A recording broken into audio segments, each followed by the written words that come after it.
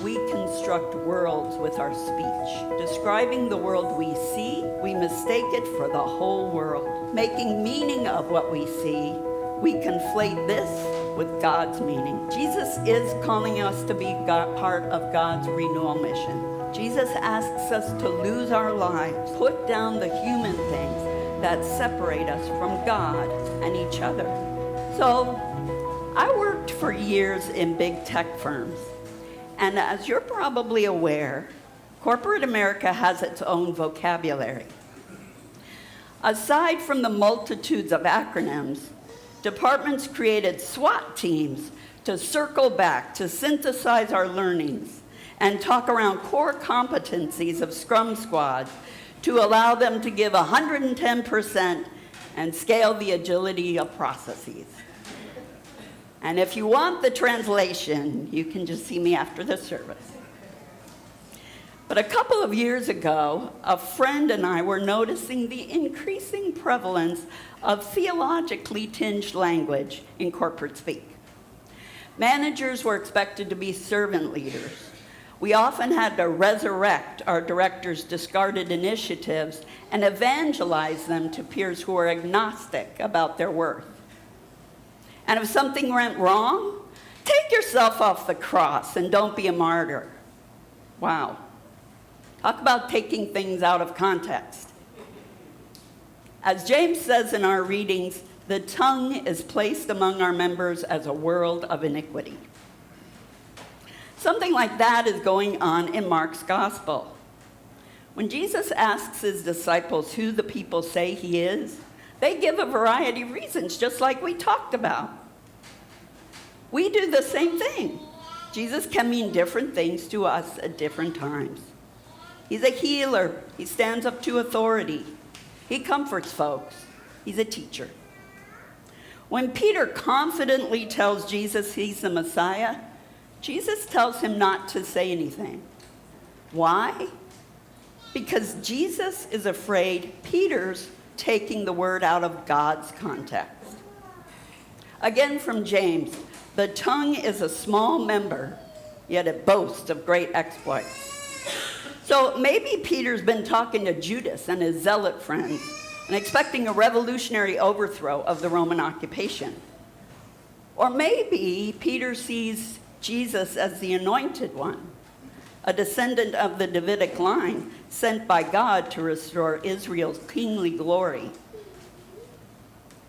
Mother Page noted last week that Jesus was transformed by his encounter with the Syrophoenician woman in Tyre and finally understood his role as Messiah in God's creation. Now Jesus wants everyone to know God's expectations of not only himself, but those who would follow him on the way. And it's not a coincidence that Jesus chooses the villages around Caesarea Philippi to reveal who he really is. Jesus and his disciples are literally standing in the shadow of the empire, next to a temple built by the Judean king Herod the Great. That same Herod who tried to kill Jesus as an infant. The temple was built to honor Rome and the Emperor Augustus, otherwise known as Dive Filis, son of the divine. So the contrast between Jesus' interpretation of his role and the world's idea of kingship couldn't be greater. Jesus says that the Son of Man will be rejected by and suffer death at the hands of the authorities. And as members of the Jewish disinherited under Roman rule, everyone knew the kind of death to which he was referring, followed by the startling assertion of rising from that death. Well, it's a good thing Peter is there to explain how this Messiah gig works, and it's not all that rejection and dying business. Okay, so maybe revolutionaries run afoul of the Romans, but that doesn't happen to kings, right? Jesus refutes Peter's easy way out, as much as for himself as for the assembled crowd. Jesus tells Peter that's not how God's divine things work, and reaffirms what he's been telling his followers through parables and stories. The kingdom of heaven is right here, right now, and it's unlike anything you may be expecting. Barbara Taylor Brown writes, "We construct worlds with our speech. Describing the world we see, we mistake it for the whole world. Making meaning of what we see, we conflate this with God's meaning." Peter's too invested in the human things, the story of hierarchy and domination told by those in power. Jesus goes on to tell those gathered that following him means taking up the cross. And as first century Jews, they all knew that wasn't just a metaphor. To be clear, this isn't suffering or self-denial for its own sake, even though some Christians through the centuries have misinterpreted Jesus' words as such. But when you preach compassion, especially those to whom society deems unworthy, when you heal people who are supposed to stay broken, when you reverse cultural and economic norms, the systems built around the status quo will seek to stop you, just as they did 61 years ago today when members of the Klan bombed the 16th Street Baptist Church in Birmingham, Alabama, a common meeting place for activists in the civil rights movement.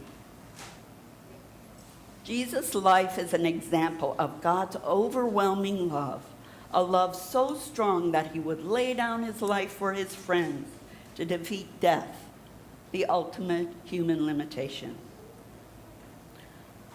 Unlike Jesus' disciples, the crosses we carry probably won't lead to persecution and death here in coastal Southern California. But Jesus is calling us to be part of God's renewal mission. And to do that, Jesus says, means kenosis, a Greek word for emptying. Jesus asks us to lose our lives, to put down the human things that separate us from God and each other. In God's kingdom, the one we share with all God's children, the power, fame, riches, ego, and privilege that signify our importance in the world are reinterpreted. So power becomes advocating in community for policies that protect the safety of us all. Fame means hearing about the contributions of indigenous peoples who were in this place long before us. And riches are the smiles and hugs of the children in our lives. Our self-driven egos are humbled when we see a sunset at the beach and feel part of God's abundance. And we exercise the privilege of standing vigil with a dying friend's family. The psalmist sings, "One day tells its tale to another, and one night imparts knowledge to another." Although they have no words or language and their voices are not heard, their sound has gone out to all the lands and their message to the ends of the world. When we tell our stories with God's words, we see your servant enlightened, and there is great reward. So we can turn the tables and use corporate jargon for God's purposes when we ask, what will it profit them to gain the whole world and forfeit their life? Our actions show that God's kingdom is more to be desired than gold, more than much fine gold, sweeter far than honey from the comb.